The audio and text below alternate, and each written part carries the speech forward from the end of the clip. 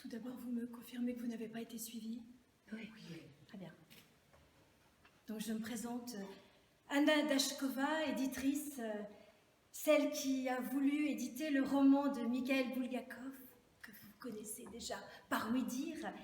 Merci d'être venu ici pour découvrir ce fabuleux, ce merveilleux, cet extraordinaire auteur, malgré les interdictions du pouvoir en place. Vous savez que nous avons régulièrement dans toute la Russie organisé des lectures comme ce soir, un peu secrètes, un peu interdites. Et j'espère que vous continuerez à garder le secret. Et j'espère que dans une vingtaine d'années, peut-être en 1970, ce roman pourra passer à l'étranger, être édité encore et connu par toute la Russie. Alors pour l'instant, parlons de ce livre, Le Maître et Marguerite. On peut dire tout ce qu'on veut de cette œuvre, qu'elle est passionnante, surréaliste, burlesque, hilarante, émouvante, déroutante, mais c'est aussi un vrai manifeste pour la liberté artistique, pour le non-conformisme. Un auteur, Mikhail Bulgakov, que naturellement vous connaissez déjà. Oui, bien sûr. Bulgakov? Mais quelle imagination cet auteur! Un conteur hors pair! Un homme de théâtre. Dramaturge, metteur en scène, librettiste Et même acteur! Il est né en 1851, à Kiev. le roman de Monsieur de Molière. La garde blanche, adaptée et censurée au théâtre. La fuite, interdit à Moscou, critiqué par Staline. Et son histoire d'amour avec Helena, qui leur fait quitter leurs familles respectives. Sa mort, le 10 mars 1940. Un auteur qui aura tant lutté pour être reconnu dans son vivant.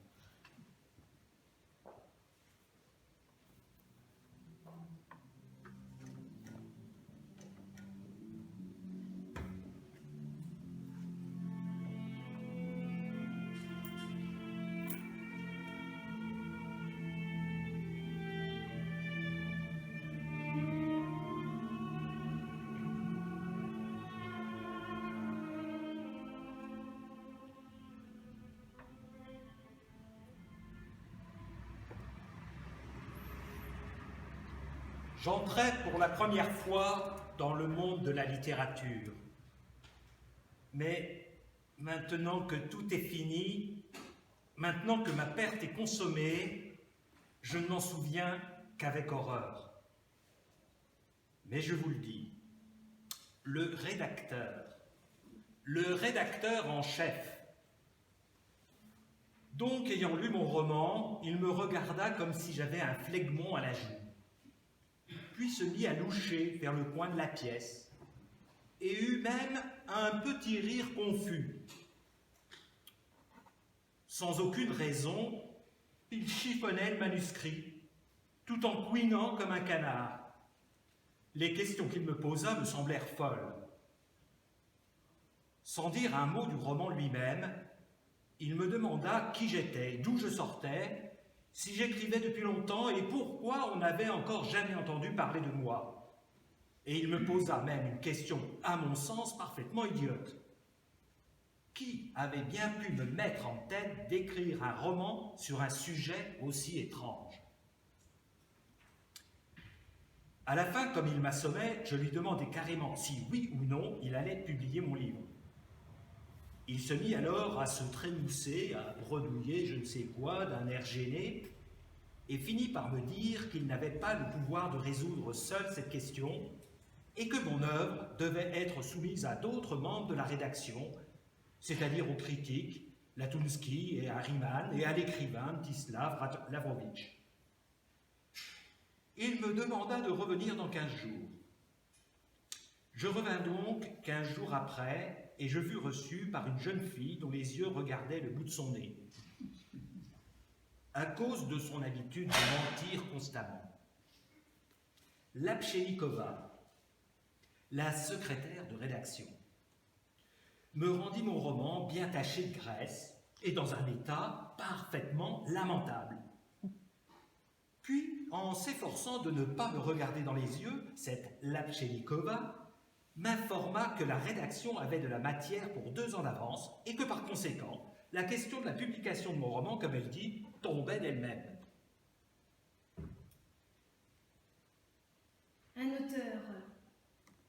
Un auteur qui a eu du mal toute sa vie à cause de la censure. Et c'est là qu'intervient sa femme, Helena, que j'ai rencontrée dernièrement, qui est l'inspiratrice de ce magnifique personnage de Marguerite.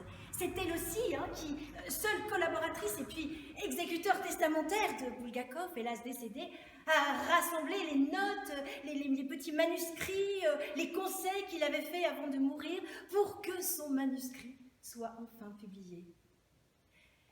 Helena et Michael, c'est une histoire d'amour bouleversante qu'il faut, par le biais du maître et de Marguerite, que vous découvriez ce soir.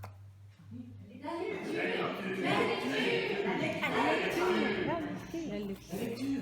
Alors, nous sommes une journée de printemps dans un quartier tranquille du Moscou des années 30. Au déclin d'un après-midi de printemps torride, 2 citoyens débouchèrent de compagnie sur le square des étangs du Patriarche. Le premier n'était autre que Mikhaël Alexandrovitch Berlioz, rédacteur en chef d'une revue littéraire épaisse et président d'une des associations de gens de lettres les plus importantes de Moscou, dénommée en abrégé le Massolite. Son jeune compagnon était le poète Ivan Nikolaïevitch Ponirev, connu sous le pseudonyme de Bezlovny. Dès que les 2 écrivains furent arrivés à l'allée des Tilleuls tout juste verdissant, leur premier soin fut de se précipiter vers un kiosque bariolé, surmonté de l'enseigne bière et eau gazeuse. Et à cet instant, l'air torride s'épaissit devant leurs yeux et cette matière gazeuse donna corps à un citoyen transparent d'aspect fort étrange. Une toute petite tête, coiffée d'une casquette de jockey miniature, une veste à carreaux étriquée, également tissée d'air. Le citoyen mesurait une bonne sagenne de haut, mais il était étroit d'épaules, d'une maigreur invraisemblable, et de plus, ce que je vous prie de noter, il avait l'air de se ficher du monde. Le mode de vie de qui était Berlioz ne l'avait pas préparé à affronter des phénomènes sortant de l'ordinaire. Il pâlit encore plus, écarquilla les yeux et pensa dans son désarroi « ça peut pas être vrai ». Mais ce l'était, hélas. Et ce long citoyen transparent oscillait bel et bien devant lui sans toucher terre, à gauche, à droite, à gauche, à droite. Alors Berlioz fut pris d'un tel effroi qu'il en ferma les yeux, et quand il les rouvrit, il vit que tout était fini, que le mirage s'était dissipé, que l'homme à carreaux avait disparu. « Diable, ça alors !» s'exclama le rédacteur en chef. « Tu sais, Ivan, avec cette chaleur, je viens de frôler le transport au cerveau. J'ai même eu une sorte d'hallucination. » Il se força à sourire, mais l'inquiétude palpitait encore dans ses yeux et ses mains étaient tremblantes. Il se calma pourtant peu à peu, s'éventa avec son mouchoir et lança un « bien ». Alors, ainsi donc, prononcé avec suffisamment d'entrain pour avancer dans son discours qu'avait interrompu l'apparition. Il voulait prouver au poète que l'essentiel n'était pas de savoir comment était Jésus, s'il était mauvais ou s'il était bon. Non, c'était que le Jésus en question n'avait, en tant que personne, jamais eu d'existence. Et que tous les récits le concernant n'étaient qu'un tissu d'invention, qu'un mythe des plus ordinaires. Et ce fut à ce moment précis qu'un premier individu se montra dans la nuit.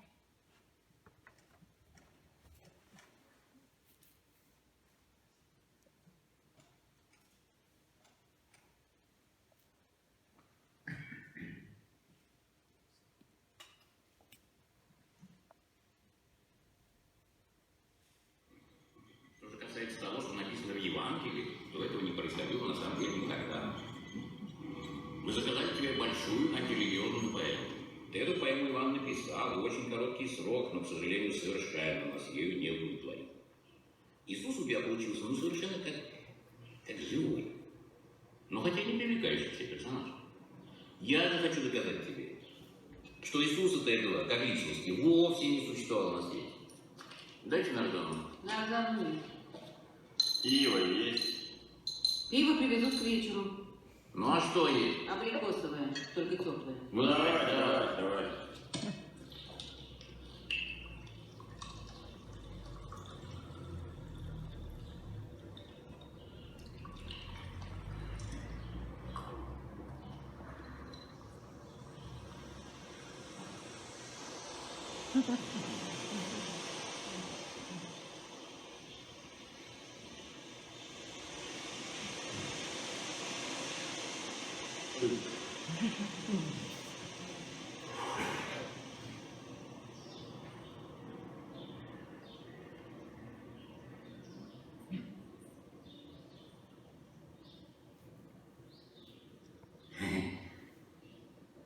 Худый черт.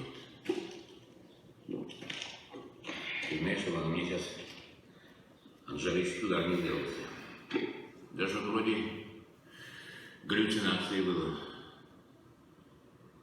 Нет, пожалуй, пора все больше черту в Кисловодск. Ну, справа.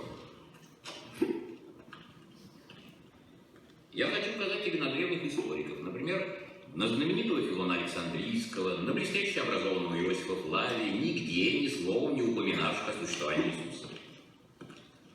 А то место в 15 книге в главе 44 знаменитых Тацитовых аналов, где говорится о казни Иисуса, есть не что иное, как позднейшая поддельная ставка. Нет ни одной восточной религии, в которой, как правило, непорочная дева не произвела бы на свет Бога. И христиане, не выдумав ничего нового, точно так же создали своего Иисуса, которого на самом деле никогда не было в живых. Сядем? Вот на это нужно сделать главный упор. Я хочу указать тебе на древнеегипетского Азириса, благостного бога, сына земли и неба, и на финикийского Фамуза, и на Мардука, ну и даже на менее известного грозного бога Вицли-Пуцли, которого весьма почитали некогда ацтеки в Мексике.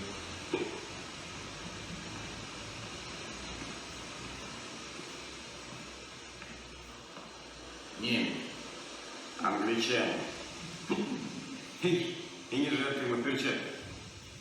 Ты, Иван, очень хорошо и сатирически изобразил, например, рождение Иисуса, Сына Божия. Но соль-то в том, что еще до Иисуса родился.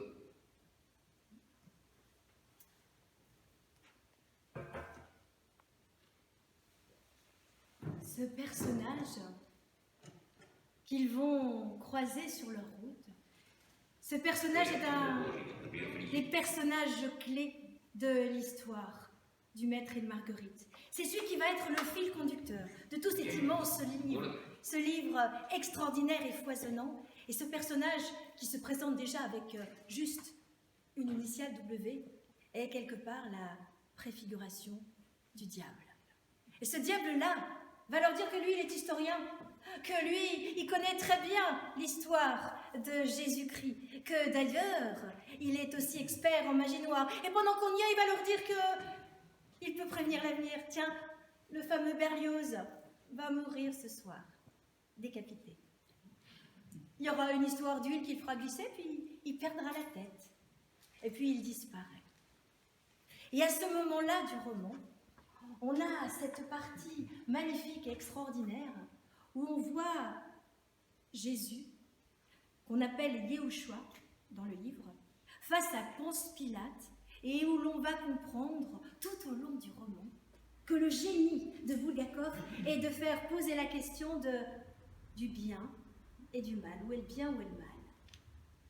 Ponce Pilate parlant à Jésus. Tu as trouvé... Pourquoi tu emploies constamment les mots « homme bon » ? Appelles-tu vraiment tout le monde de cette façon ? Demande Pilate. Est-ce qu'il est possible d'avoir plus de lumière ? Oui, répondit le prisonnier, il n'y a pas d'homme mauvais sur la terre. C'est la première fois que j'entends dire cela, dit Pilate avec un sourire ironique, mais il peut que je connaisse mal la vie. Tu as trouvé ça dans un livre grec ? Non, j'y suis parvenue par mes propres moyens. Et tu l'enseignes ? Oui. Alors prenons l'exemple du centurion Marcus, Toi nommé Jésus, nommé Morora, toi tu penses qu'il est bon, toi Jésus. Oui, répond le prisonnier, mais il est vrai que c'est un homme malheureux. Depuis que les hommes l'ont défiguré, il est devenu cruel et coriace. Je serais curieux de savoir qui l'a défiguré. Je te le dirais volontiers, répliqua Pilate, car j'ai été témoin de la chose. Des hommes bons se jetaient sur lui comme des chiens sur un ours. Des grappes de germain étaient accrochées à son cou, à ses bras, à ses jambes. Si on pouvait lui parler, dit soudain le prisonnier d'un ton pensif, je suis certain qu'il changerait du tout au tout. Je présume que tu ne comblerais pas de joie le légat de la Légion s'il te prenait souvent l'envie de bavarder avec l'un de ses officiers ou de ses soldats, dit Pilate. D'ailleurs, fort heureusement pour tout le monde, ça risque pas de se produire, je serai le premier à éveiller. Et à ce moment, une hirondelle pénétra-t-elle une flèche sous le portique. Elle accomplit un cercle sous le plafond doré, descendit assez bas pour frôler presque de son aile pointue le visage d'une statue de bronze dans sa niche. Pendant le temps que dura son vol, la tête maintenant claire et légère du procurateur mit au point le libellé que voici. Pilate avait examiné l'affaire du philosophe itinérant Yeshua. Il n'avait trouvé aucune manière de délit, notamment il n'avait pas trouvé le moindre lien entre les actes de Yeshua et les désordres récemment survenus à Jérusalem, le philosophe itinérant étant à l'évidence un malade mental. En conséquence, le procurateur ne ratifiait pas la sentence de mort. Restait cela dicté au secrétaire. Un froissement d'ailes se fit entendre juste au-dessus de la tête de Pilate. L'hirondelle fila vers la vasque de la fontaine, s'échappa à l'air libre, le procurateur leva les yeux sur le prisonnier et vit que la poussière à côté de lui formait une colonne irradiée de lumière. « C'est tout ce qu'on a ?» demanda Pilate au secrétaire. Non, malheureusement. » Et il tendit à Pilate un autre morceau de parchemin. « Qu'est-ce que c'est encore ?» demanda Pilate en fronçant le sourcil. Lorsqu'il eut pris connaissance du parchemin, il changea plus encore de visage. Sous l'effet peut-être d'un afflux de sang noir au cou et au visage, à moins que ce ne se fût pour quelque autre raison, sa peau perdit sa couleur jaune, vira au brun foncé et ses yeux parurent s'enfoncer dans leurs orbites. Des pensées brèves, décousues, inhabituelles lui traversèrent l'esprit. Il est perdu, et puis nous sommes perdus. Écoute, reprit-il en regardant Yeshua avec une expression étrange. T'est-il arrivé une fois ou l'autre de parler du grand César? Réponds, l'as-tu fait? Et que lui as-tu dit? Mais tu vas peut-être me répondre que tu as oublié ce que tu as dit. J'ai dit, entre autres, que toute forme de pouvoir était une violence faite aux hommes, raconta le prisonnier, et qu'un jour viendrait où il n'y aurait plus de pouvoir, ni celui des Césars, ni aucun autre. L'homme entrera dans un royaume de vérité et de justice où aucun pouvoir ne sera plus nécessaire. Et après rien, dit le prisonnier. Des gens ont fait irruption, ils m'ont lié les mains et conduit à la prison. Il n'y a jamais eu, il n'y a pas, il n'y aura jamais au monde de pouvoir plus grand et meilleur pour les hommes que le pouvoir de l'empereur Tibère, prononça Pilate en enflant sa voix. Puis il cria, laissez-moi seul avec le criminel, il s'agit d'une affaire d'État.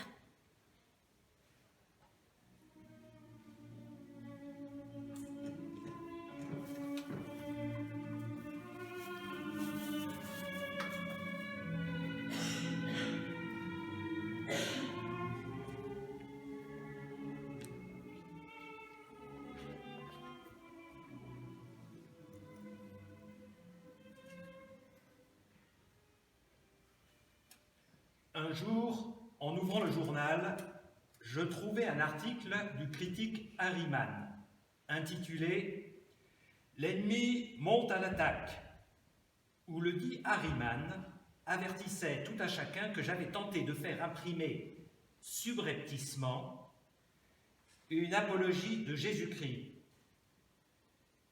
Le lendemain, dans un autre journal, je découvris sous la signature de Mstislav Lavrovitch un autre article dont l'auteur proposait de porter un coup, et un coup très dur, à toute cette pilaterie, ainsi qu'à la grenouille de bénitier qui avait essayé de faire publier subrepticement, encore ce maudit terme.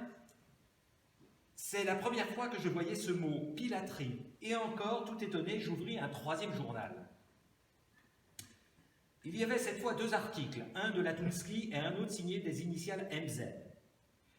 Eh bien, je vous l'assure, les œuvres d'Ariman et de Lavrovitch peuvent être considérées comme du badinage en comparaison de ce qu'écrivait Latunsky.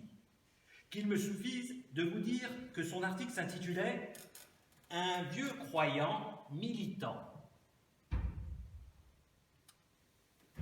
Vinrent alors les longues et lugubres journées d'automne. Le monstrueux échec de mon roman m'avait, pour ainsi dire, arraché une partie de mon âme. Au fond, je n'avais plus rien à faire. C'est alors qu'il m'arriva quelque chose, le diable sait quoi, mais quelque chose que Stravinsky sans doute a su comprendre depuis longtemps. Pour tout dire, je fus saisi d'angoisse et je me mis à avoir des pressentiments. Les articles, remarquez-le bien, continuaient.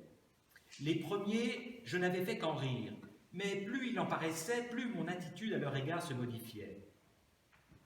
Après l'amusement, vint un stade d'étonnement.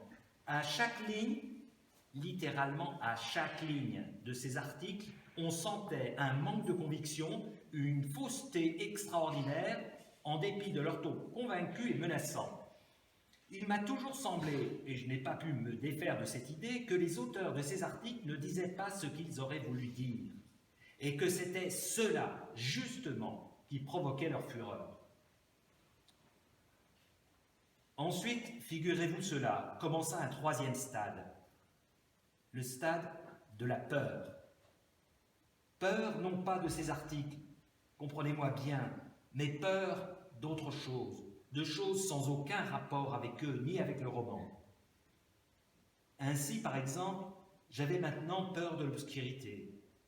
Bref, j'étais dans un état de morbidité psychique. J'avais l'impression, surtout quand je fermais les yeux pour m'endormir, qu'une sorte de pieuvre, excessivement flexible et froide, allongeait, furtivement mais inexorablement, ses tentacules vers mon cœur. Et il me fallut dormir avec la lumière.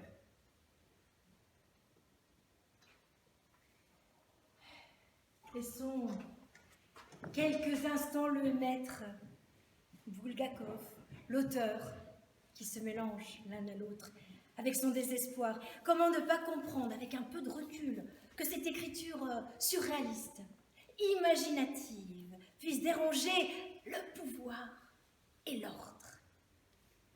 Bulgakov sait mieux que personne décrire son univers, ce qu'il observe à Moscou, satire, de manière parfois cruelle, mais toujours tellement juste. Et alors, si on veut rentrer dans ce monde totalement surréaliste, totalement fou de Bulgakov, moi je vous propose de faire la suite de la lecture un peu à sa manière. Tiens, faisons tourner la roue du destin, la roue de la vie, la roue de la fortune, la roue de la chance, et choisissons au hasard des extraits du livre de Bulgakov. Un volontaire?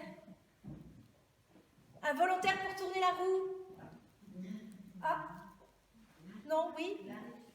Là? Ben, venez, venez. Est-ce que vous, attention, hein, est-ce que vous êtes bien prêts?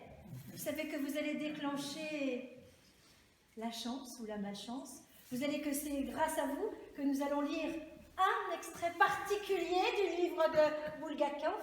Choisissez bien, mon garçon. C'est à vous. Plus fort, plus fort. Alors vous y allez vraiment, là vous ne... Voilà. Ah. Rien. La chance n'a pas besoin d'être ici. Alors choisissons l'extrait de l'hôpital psychiatrique.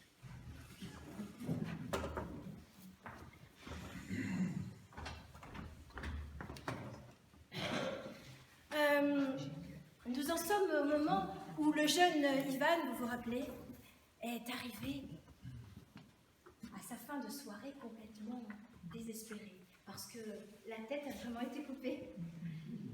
Je veux dire, il a vraiment glissé dans l'huile, il s'est fait décapiter par un autobus, et Ivan est complètement désespéré, il cherche le fameux volant un peu partout, il se baigne dans une source, il perd ses habits, il raconte à tout le monde qu'il a rencontré quelqu'un qui parle de Jésus, de Ponce Pilate, enfin bref, devinez où il se le retrouve en ces temps difficiles, à l'hôpital psychiatrique.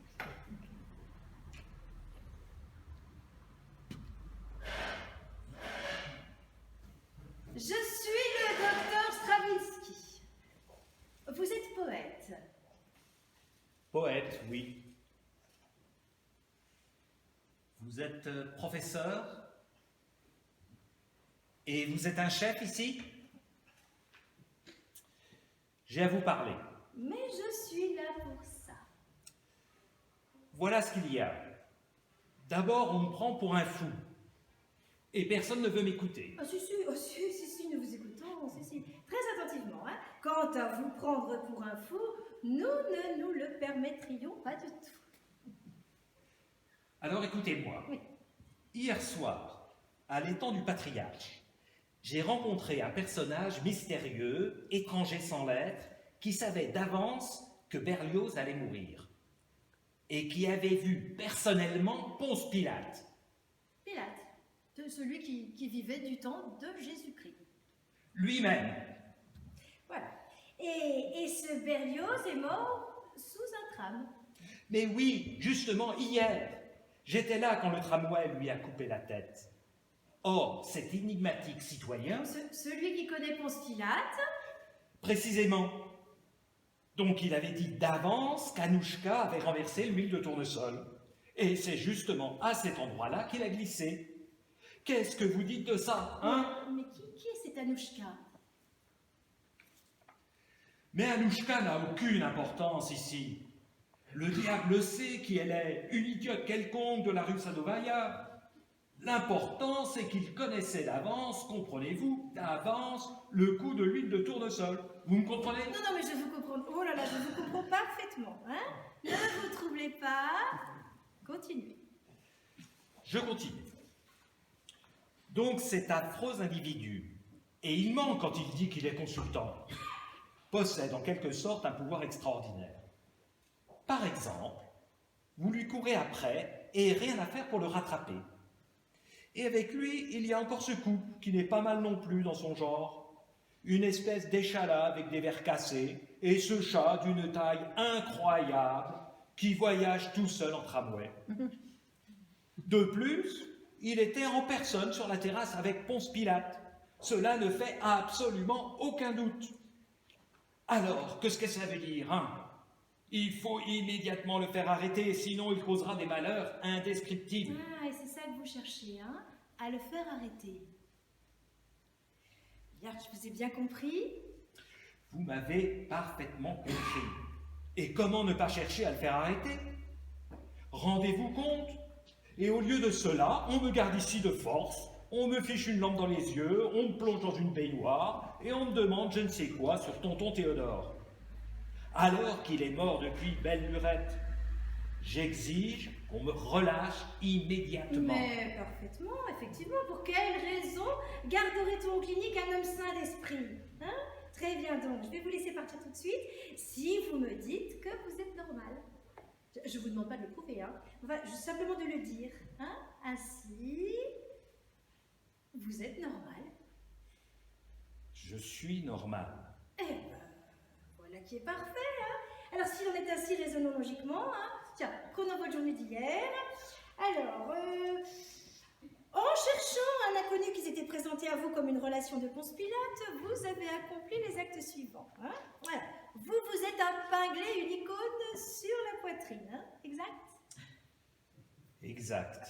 En tombant d'une palissade, vous vous êtes abîmé la figure, oui. Vous vous êtes présenté au restaurant en tenant une bougie allumée en caleçon. Et au restaurant, vous avez frappé quelqu'un.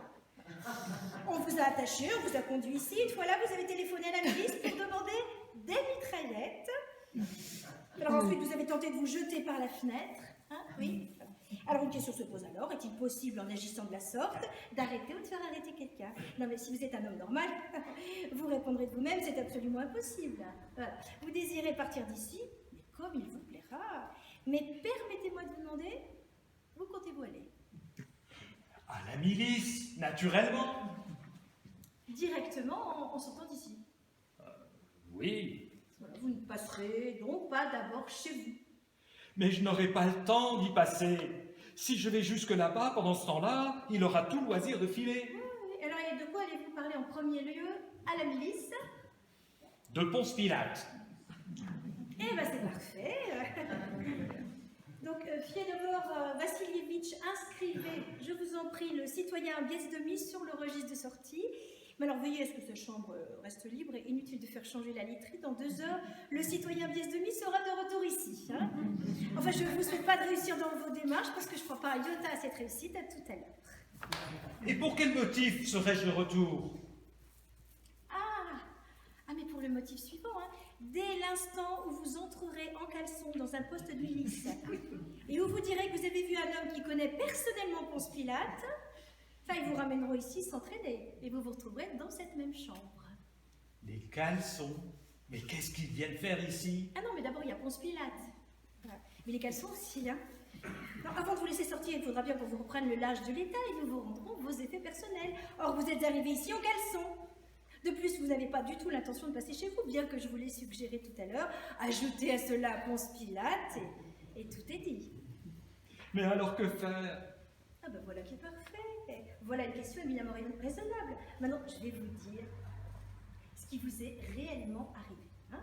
Hier, quelqu'un vous a causé une très grande frayeur, puis a achevé de vous déconcerter avec des histoires sur Ponce Pilate et autre chose du même genre. Alors, un bout de nerf complètement hors de vous, vous avez alors parcouru la ville en racontant à votre tour des histoires sur Ponce Pilate. Il est tout à fait naturel dans ces conditions qu'on vous ait pris pour un fou. Non, maintenant, une seule chose peut vous sauver, le repos complet, et il est indispensable que vous restiez ici. Mais il faut absolument l'arrêter! Ah, mais certainement, mais pourquoi vous charger de tout seul? Inscrivez sur un papier vos soupçons, vos accusations contre cet homme, rien de plus simple. Et puis ensuite, nous transmettrons votre déclaration à qui de droit. Et si, comme vous le supposez, nous avons affaire à un criminel, tout sera vite découvert. J'y mettrai une seule condition, éviter une trop forte tension d'esprit, et puis essayez de penser un peu moins à Ponce Pilate. Hein. Mieux on en raconte, mieux ça va. Hein. Vous savez, si on croyait tout ce que les gens racontent... Bon, d'accord. Donnez-moi une plume et du papier. Voilà, donnez-lui du papier et un petit bout de crayon. Voilà. Mais je vous conseille de ne rien écrire aujourd'hui. Si, aujourd'hui même. Bon, très bien, mais ne vous fatiguez pas le cerveau. Hein. Et puis si vous n'y arrivez pas aujourd'hui, vous y arriverez demain. Et lui, il s'en ira. Non, il ne s'en ira nulle part. Je vous le garantis. Hein. Et rappelez-vous qu'ici, nous vous aiderons par tous les moyens. Et que sans cela, vous ne pourriez rien faire. Vous m'entendez? Nous vous aiderons. Vous m'entendez? Nous vous aiderons. Peu à peu, vous vous sentirez soulagé. Ici, c'est le calme, la paix. Nous vous aiderons. Oui. Eh bien, voilà, parfait. Au revoir. Hein? Non, essayez l'oxygène et les bains.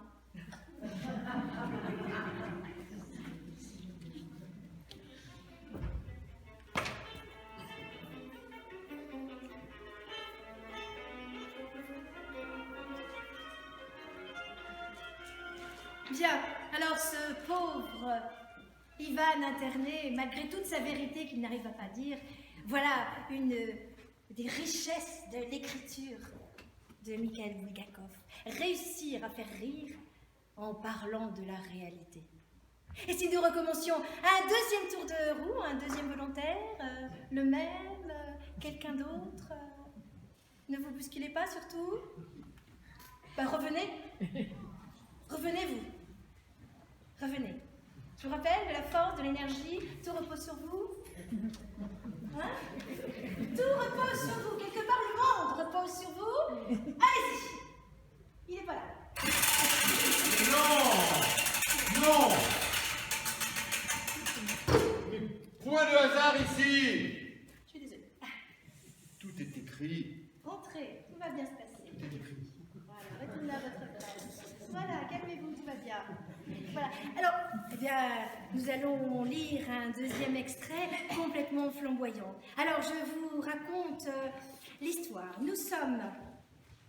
Et je n'ai pas mon texte.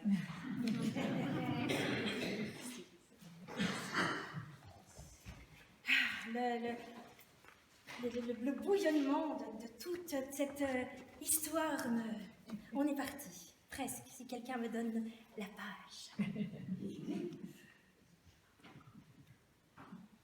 Une des pages. Pardon? 220. Merci.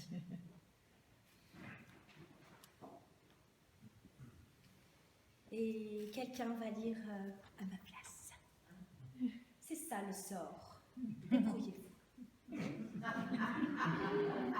Voyez, citoyens, nous venons tous et moi d'assister à un cas de ce que l'on nomme hypnose collective. Expérience purement scientifique prouvant on ne peut mieux que les miracles de la magie n'existent pas. Nous allons donc demander au maestro Roland de nous dévoiler le secret de cette expérience. Nous sommes dans un musical. Dans un instant, citoyens, vous verrez ces pseudo-billets disparaître aussi subitement qu'ils sont apparus.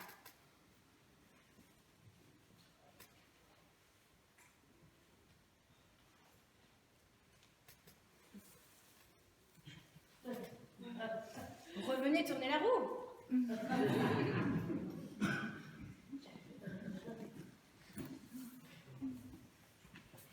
Non. Allez vous asseoir.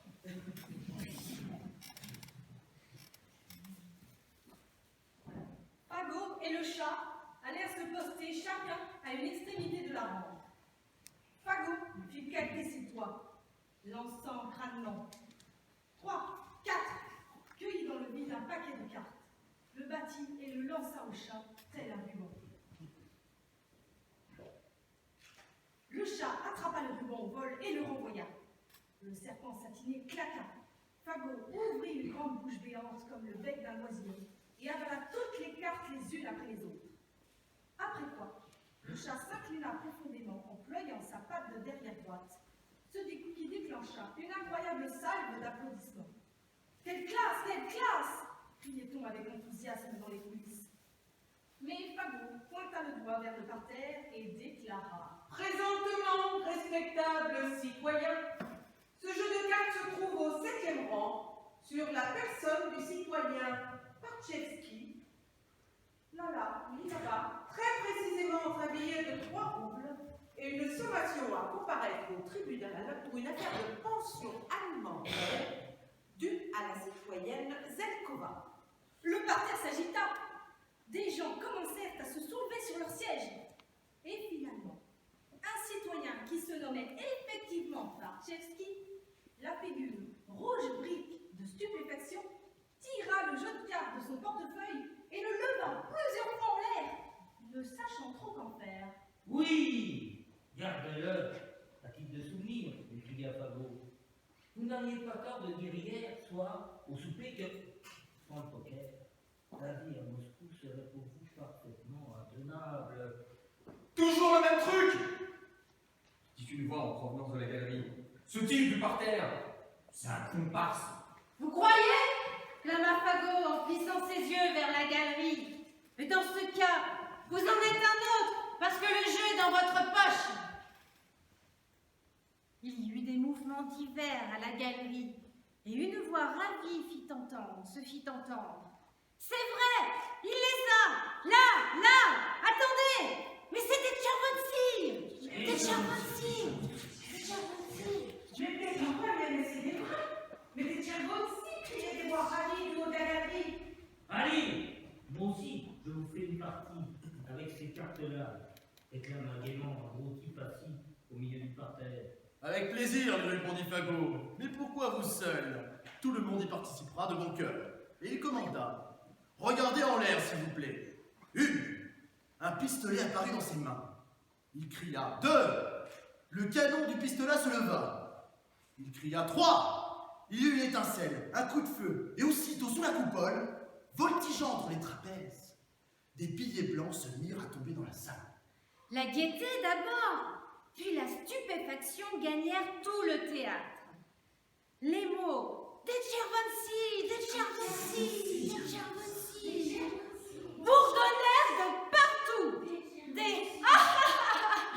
Des rires joyeux se faisaient entendre. Déjà, plusieurs personnes, à 4 pattes dans l'allée, fourrageaient sous les fauteuils. Beaucoup de gens, debout sur leur siège, s'évertuaient à attraper les billets tournoyants et capricieux. Une voix s'éleva au premier wagon. Malépath, il est à moi. C'est vraiment moi que je l'ai tourné. Puis une autre, Arrête de bousculer. Attends un peu que je bouscule moi aussi. Et tout à coup, un bruit de chute. Aussitôt, une casquette de milicien se montra au balcon. Quelqu'un fut emmené manu militari. Bref, L'excitation ne cessait de monter émue. Ne sais quel débordement s'en serait suivi. Fagot n'avait raté la pluie d'argent en soufflant soudainement en l'air. Belganski éleva la voix aussi haut qu'il peut. Voyez, citoyens, nous venons, vous et moi, d'assister à un cas de ce qu'on nomme hypnose collective. Expérience purement scientifique, prouvant on ne peut mieux que les miracles et la magie n'existent pas. Nous allons donc demander au maestro volant de nous dévoiler le secret de cette expérience. Dans un instant, citoyens, vous verrez ces pseudo-billets disparaître aussi subitement qu'ils sont apparus. Le discours de Belganski ne plut pas au public. Il se fit dans la salle un silence complet que rompit la voix de l'homme à carreaux, de Fagot. Ce type-là commence à m'empoisonner. Il se mêle sans arrêt de ce qui ne le regarde pas. Il gâche la séance par des commentaires mensongers. Que pourrions-nous bien faire de lui? lui arracher la tête, dit une voix implacable provenant de la galerie. Que dites-vous? Quoi donc? Lui arracher la tête? C'est une idée, dit Fagot, s'emparant aussitôt de cette proposition révoltante. Bémote, cria-t-il au chat. Vas-y. Eins, zwei, drei. Et il se passa une chose inouïe. Le chat noir hérissa ses poils et poussa un miaulement déchirant. Puis il se mit en boule et, telle une panthère, fondit d'un trait sur la poitrine de Belganski, et de là lui sauta sur la tête.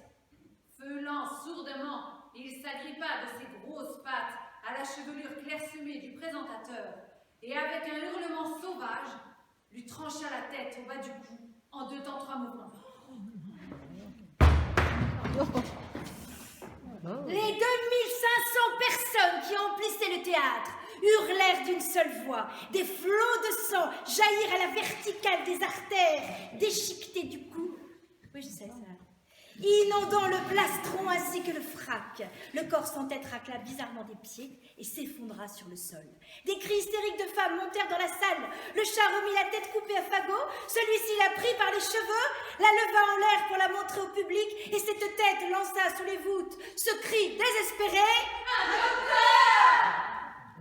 Est-ce que tu continueras à débiter n'importe quelles âneries? Demanda Fagot d'un ton menaçant, à la tête en pleurs. Je ne ferai plus, râla celle-ci. Au nom du ciel, arrêtez de le torturer! Lança tout à coup, depuis une loge, une voix de femme dominant le vacarme. Et le mage tourna la tête vers l'endroit d'où provenait cette voix. Bon alors, citoyens, qu'en pensez-vous? On lui pardonne? Oui ou non? Demanda Fagot à la salle. Oui, oui, répondirent d'abord des voix isolées, parfaites, principalement féminines, avec lesquelles des voix masculines firent ensuite chorus. Quels sont vos ordres, messire? Demanda Fagot au personnage masqué. Ma foi, répondit celui-ci d'un ton pensif, ce ne sont que des hommes après tout. Ils aiment l'argent, mais en fait, ils l'ont toujours aimé. L'humanité aime l'argent sous quelque forme qu'il se présente. Parchemin, papier, bronze, bois. Ils sont étourdis. Oui, et ma foi, il arrive aussi que leur cœur finisse par s'ouvrir à la compassion. Ce sont des hommes ordinaires. Au total, ils rappellent ceux d'autrefois, dès qu'ils ont été corrompus par le problème du logement. Et il commanda d'une voix forte, « Remettez-lui sa tête !» Un univers flamboyant. Alors où le mal, symbolisé par ce personnage, nommé Volande, va circuler tout au long du roman. Mais on va le trouver aussi bien dans la 3e partie. La 3e partie qui raconte l'histoire d'amour magnifique entre le maître et Marguerite, entre probablement Michael et Helena. Et dès la première rencontre, on peut entendre tout cet amour-là.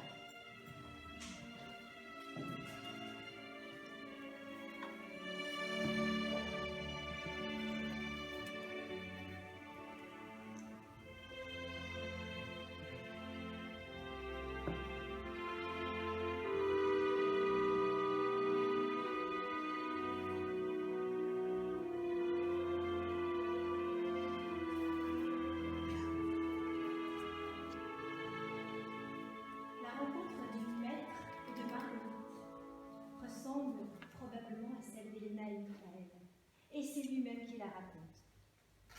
Quand je l'ai rencontrée, elle avait dans les mains d'horribles fleurs, d'un jaune inquiétant. Du diable, si je connais leur nom, mais ce sont toujours ces fleurs-là qui apparaissent en premier à Moscou. Je me demande pourquoi. Et ces fleurs se détachaient très nettement sur le noir de son manteau de printemps. Elle tenait des fleurs jaunes, couleur néfaste. De la rue Tverskaya, elle a pris une rue traversière et à ce moment, elle a tourné la tête. Il y avait là des milliers de gens, mais je vous jure qu'elle n'a vu que moi. Et qu'elle m'a regardée avec une expression, comment dire, anxieuse et même, semblait-il, douloureuse. Et ce qui m'a frappée, c'est pas tant sa beauté que la solitude extraordinaire, inimaginable qu'il y avait dans ses yeux. Alors, obéissant à ce signe jaune, j'ai pris moi aussi la rue traversière, j'ai suivi ses pas, nous marchions dans cette rue courbe et son charme en silence, moi d'un côté, elle de l'autre, et il n'y avait pas âme qui vive dans cette rue. J'étais au sans-coup car il m'était apparu que je devais absolument lui parler, et j'étais angoissée à l'idée que je n'arriverais pas à articuler un seul mot et qu'elle s'en irait, que je ne la reverrais jamais plus. Et c'est elle qui m'a parlé tout à coup. Mes fleurs vous plaisent? Je me rappelle distinctement le timbre de sa voix, et j'ai cru entendre, si bête que cela paraisse, son écho dans la rue renvoyé par le mur jaune et sale. Vite, je suis passée du côté où elle marchait, et me rapprochant d'elle, je lui ai répondu « Non ». Elle m'a jeté un regard étonné, j'ai compris soudain, d'une manière totalement inattendue, que toute ma vie, j'avais aimé cette femme-là. C'est quelque chose, hein? Non mais évidemment, vous allez dire que je suis un fou. Ensuite, après ce regard, elle m'a demandé « Vous n'aimez pas les fleurs ?» Je crus sentir de l'hostilité dans sa voix.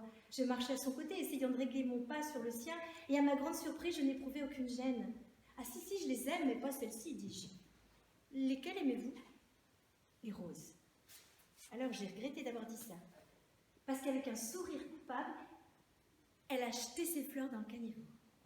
Un peu décontenancée, je lui ai quand même ramassé pour les rendre, mais elle les a repoussées avec un petit sourire, et c'est moi qui les ai portées. Nous avons marché ainsi quelque temps, sans rien dire, jusqu'à ce qu'elle m'enlève les fleurs des mains et qu'elle les jette sur la chaussée. Ensuite, elle a mis sa main. Elle portait un gant noir au poignet évasé dans la mienne, et puis nous avons cheminé côte à côte. L'amour avait surgi devant nous comme un tueur surgit d'entre les pavés dans une ruelle et nous avait frappés tous les deux. Ainsi frappe la foudre, ainsi frappe le poignard finnois. Oh, elle a bien protesté par la suite que non, que ça ne s'était pas passé ainsi, que nous nous aimions bien sûr depuis très très très longtemps sans nous connaître, sans nous être jamais vus, et qu'elle vivait avec un autre homme. Et moi, à l'époque, j'étais avec Marienka. Non, c'était Varienka. Je revois aussi une robe à rayures, le musée. En fait, je ne me rappelle pas. Enfin donc, ce qu'elle disait, c'est qu'elle était sortie de chez elle, ce jour-là, avec des fleurs jaunes dans les mains pour que je la trouve enfin, et que si ça n'était pas arrivé, elle aurait pris du poison parce que sa vie était vide.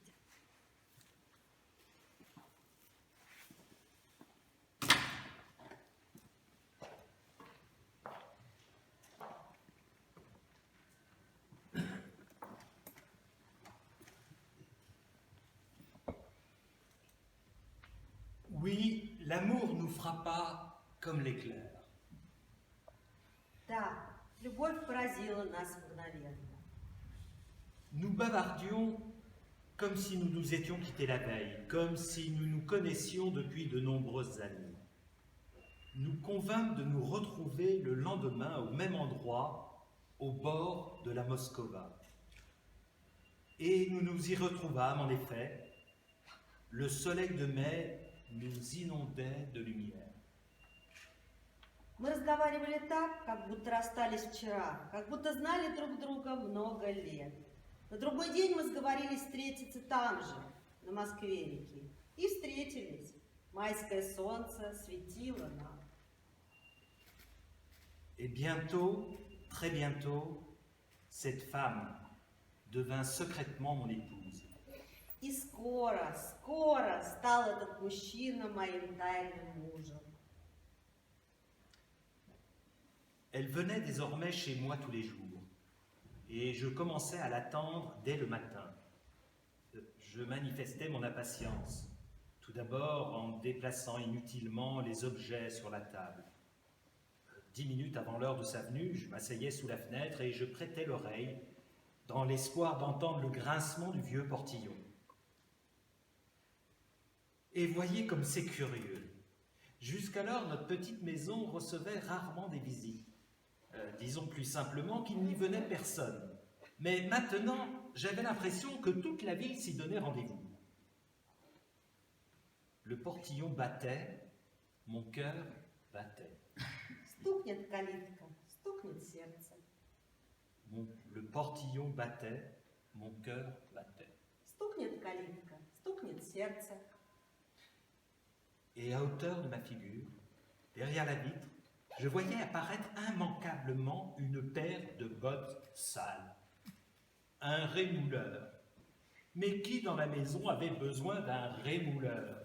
Pour aiguiser quoi? Quel poignard? Le portillon ne grinçait pour elle qu'une fois, mais auparavant, je ne mens pas. Ты говоришь правду. Je ne mens pas. Ты говоришь правду. Mon cœur avait battu au moins 10 fois. Ensuite, quand son heure arrivait, quand l'aiguille marquait midi, il ne cessait plus de battre à grands coups, jusqu'au moment où, sans heurts ni grincement, presque sans aucun bruit, s'encadrait dans l'étroite fenêtre ses souliers à nœuds de daim noirs fermés par une boucle d'acier brillant. Parfois, pour me taquiner, elle s'arrêtait près de la seconde fenêtre. Je m'arrêtais près de la seconde fenêtre. Elle la frappait légèrement de la pointe du pied, et moins d'une seconde, je me précipitais à cette fenêtre, mais son soulier et la soie de son bas, qui masquaient le jour, disparaissaient aussitôt, et j'allais lui ouvrir. Et il venait m'ouvrir. L'amour avait surgi devant nous comme un tueur surgit d'entre les pavés, dans une ruelle, et nous avait frappés tous les deux. Ainsi frappe la foudre, ainsi frappe le poignard finnois. Любовь выскочила перед нами, как из-под земли выскакивает убийца в переулке, и поразила нас сразу обоих. Так поражает молния, так поражает финский нож.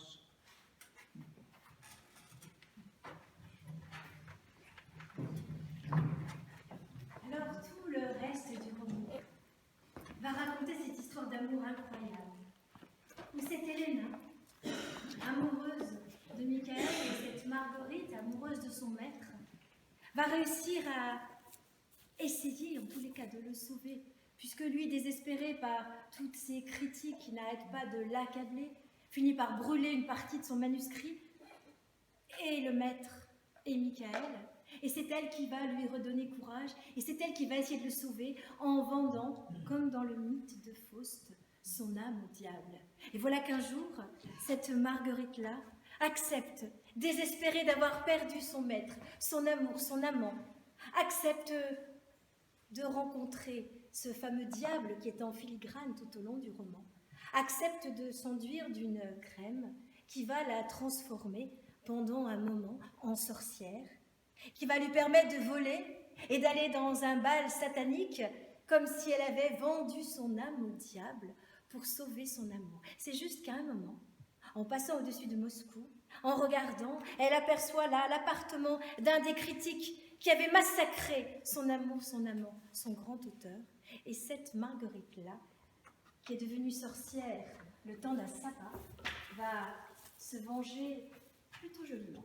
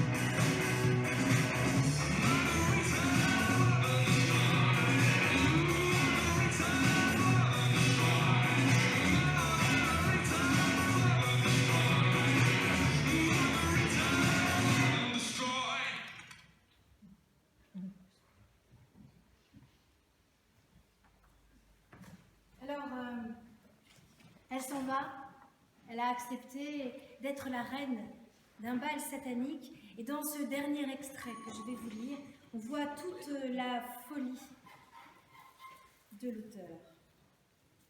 Vous imaginez Marguerite dans un immense château, et on voit arriver une foule d'invités, tous les plus grands meurtriers de l'histoire, tous les gens qui ont commis les meurtres les plus épouvantables arrivent, et elle est là, en reine du bal. Elle tend sa main, on lui baise la main, on lui baise son genou. Maintenant, la cohue ascendante et compacte semblait monter à l'assaut du palier où se tenait Marguerite. Les femmes nues s'y mêlaient aux hommes en frac. Leur corps hâlé, blanc, couleur café, ou tout à fait noir, affluaient encore et encore sur Marguerite. Dans leurs cheveux roux, noirs, châtains, blonds, lin, des pierres précieuses chatoyaient, dansaient, jetaient des étincelles sous le déluge des lumières. Et l'on eût dit qu'une main inconnue avait aspergé de gouttelettes de lumière la colonne masculine montant à l'assaut. Les diamants, les boutons éclaboussaient les poitrines. Maintenant, c'était à chaque seconde que Marguerite sentait des lèvres toucher son genou, à chaque seconde qu'elle offrait sa main à baiser, et son visage s'était contracté en un masque d'amabilité figée. « Voici la marquise », dit Korobiev entre ses dents. Elle a empoisonné son père, ses deux frères et ses deux sœurs pour récupérer l'héritage. La reine est ravie. Madame Minkin, ah, qu'elle est belle, rien nerveuse, mais aussi qu'avait-elle besoin de brûler la figure de sa femme de chambre avec son fer à friser. Pas étonnant qu'on se fasse égorger dans ces conditions. La reine est ravie. Une seconde attention, reine. C'est l'empereur Rodolphe, magicien et alchimiste. Ah, encore un alchimiste. Il a été pendu. Ah, la voilà aussi, la maison de tolérance qu'elle tenait à Strasbourg. Nous sommes ravis. Elle, c'est une couturière de Moscou que nous aimions tous pour son imagination inépuisable. Dans son atelier, elle avait eu l'idée d'une blague terriblement drôle. Elle avait percé 2 petits trous ronds dans la cloison. Et les dames ne le savaient pas, demanda Marguerite. Elles le savaient toutes, reine, répondit Korobiev. Je suis ravie. Ce gaillard de 20 ans se distinguait déjà tout petit par d'étranges caprices. C'était un rêveur, une originale. Une jeune fille s'est pris de lui, et lui, sans faire ni une ni deux, la vendit à une maison close. L'escalier charriait un vrai fleuve, un fleuve dont on ne voyait pas la fin. Sa source, l'énorme cheminée, l'alimentait sans relâche. Une heure s'écoula ainsi, une autre commença.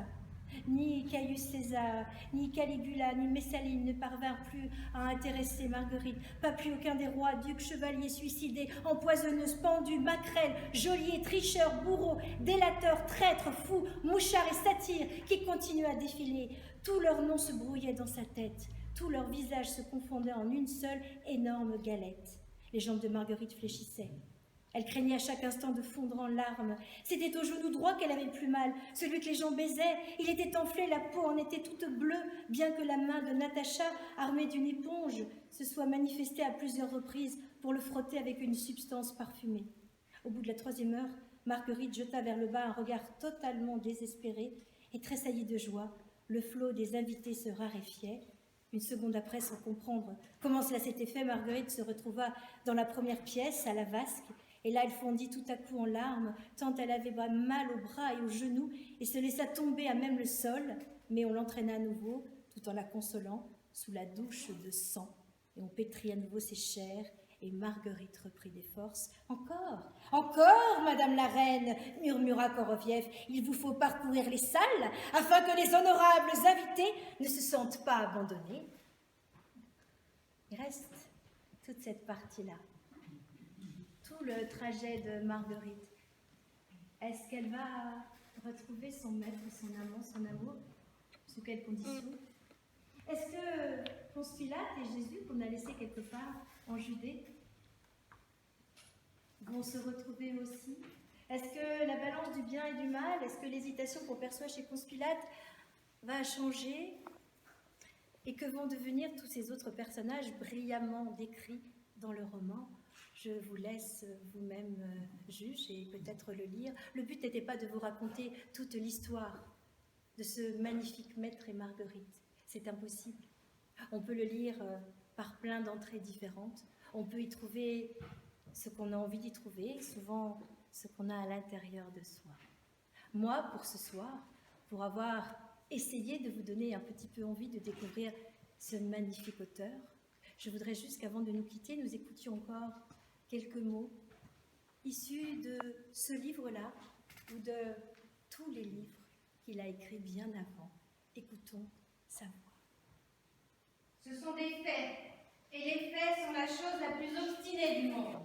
Aucune force au monde ne peut obliger une foule à se taire tant qu'elle n'a pas exhalé tout ce qui s'est accumulé en elle et qu'elle ne s'était pas d'elle-même. Il est intelligent, pensait Ivan. Il faut reconnaître que parmi les intellectuels, on rencontre parfois, à titre exceptionnel, des gens intelligents. On ne peut le nier. Qui prend son temps n'en mange jamais. Si vous prenez soin de votre digestion, je vous donne un bon conseil. Ne parlez à table ni de bolchevisme, ni de médecine. Et que Dieu vous préserve de lire les journaux soviétiques avant le dîner. Depuis longtemps déjà, les gens intelligents ont noté que le bonheur, c'est comme la santé. Quand il est là, on ne s'en aperçoit pas.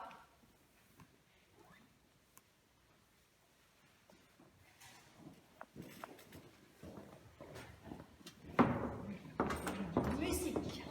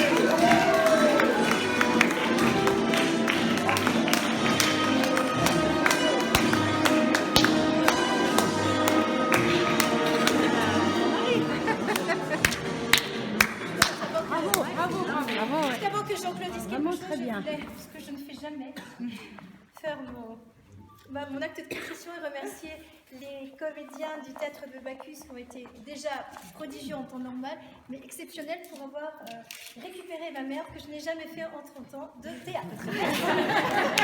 Pardon,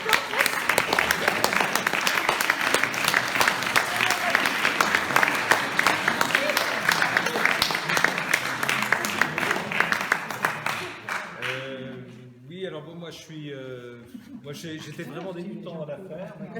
Ah, ça se voit pas, hein, c'est bien. J'étais superbement épaulé par Anne. et Margarita qui m'a vraiment encouragé. Et puis vraiment j'ai trouvé le théâtre de Bacchus vraiment formidable. Ah oui. Vraiment, alors, d'accepter ce challenge, j'ai trouvé ça vraiment super. C'est vraiment très gentil. Et puis alors, donc, la participation également de nos marionnettistes, c'est vraiment très sympa. J'avais accepté aussi ce pari. Bon, tout ça, ça s'est fait vraiment très vite. Hein. En fait, c'est la première fois qu'on joue vraiment la pièce ensemble. En fait, c'était la répétition générale. C'était la répétition.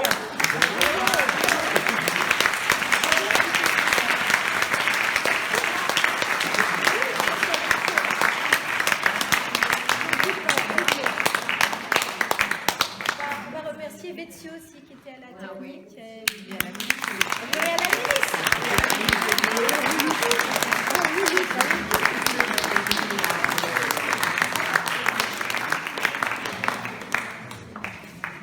Bien, ben voilà, donc c'était le premier épisode donc, de ce festival.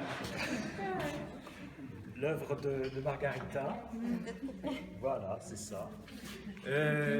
Donc là, c'était le premier épisode, la première étape de ce Femme Regard. Donc Femme Regard continue. Demain, nous avons le repas russe au restaurant Le Guide de Marlou. Donc ça va jouer complet. Il n'y a plus de place. Après-demain, nous aurons la projection du film Le cuirassé Potemkin. Et puis pour cette semaine, ce sera tout. Et puis on recommence lundi avec une conférence d'Anna Ponomareva qui vient directement de Moscou pour nous parler de Mikhail Bulgakov. Une petite conférence de Mikhail Bulgakov et son œuvre. Voilà. Et puis après, je vous invite à vous référer au programme. On terminera le 19 octobre par un concert d'Elvira Stratinskaya accompagnée de Pauline Schneider au piano. Ça se passera à l'église de Givry à 19h. Notez bien l'horaire, 19h. Voilà, je vous remercie tous d'être venus ce soir. La soirée se poursuit avec une dégustation gracieusement offerte par le domaine des vignes. Ah bon? Merci.